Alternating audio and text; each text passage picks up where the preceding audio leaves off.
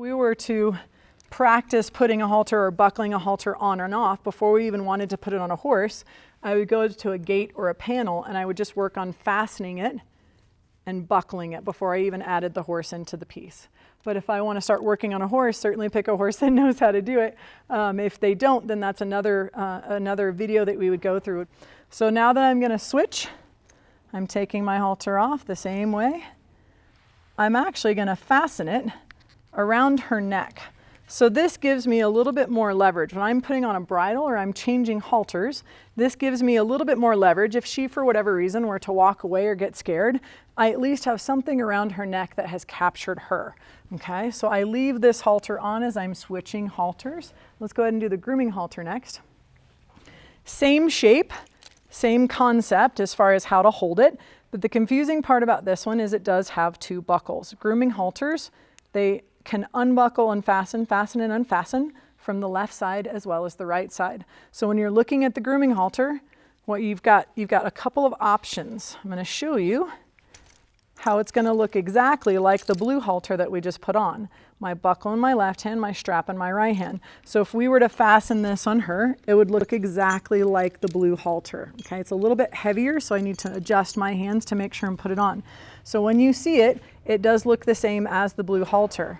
But what I'm going to show you, good girl, I'm going to show you a different way. Because this is called a grooming halter, it has a snap. Where you going, good girl?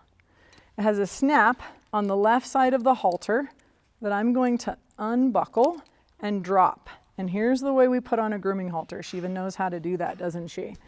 Notice how I did not unbuckle either of my buckles, but I do have one in my left hand, one in my right hand.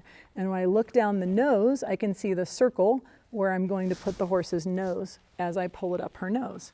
The other thing you're going to notice without unfastening, make sure you have a horse that isn't concerned about their ears. Some of them can be ear shy. I'm going to move her ear forward through the halter to put it on. The hard part about putting a halter on this way is people end up smashing their ears down and making it uncomfortable, and they start to get fussy and head shy about their head. So part of why you put the ears forward is that you don't pull the strap over the top of their ears and it stops. Now I'm not finished. When I attach my grooming halter, I then take that buckle, it was on the left side on this round circle, and I close it. So this is more like a throat latch piece that closes and fastens. So part of why this is called a grooming halter is somewhat out of just convenience. So instead of unbuckling and buckling my buckle, it makes it easy to unbuckle and pull the halter forward and off. Some people prefer this halter just for ease purposes. When I put it back on, I make sure and I find that hole in the nose and push those ears forward.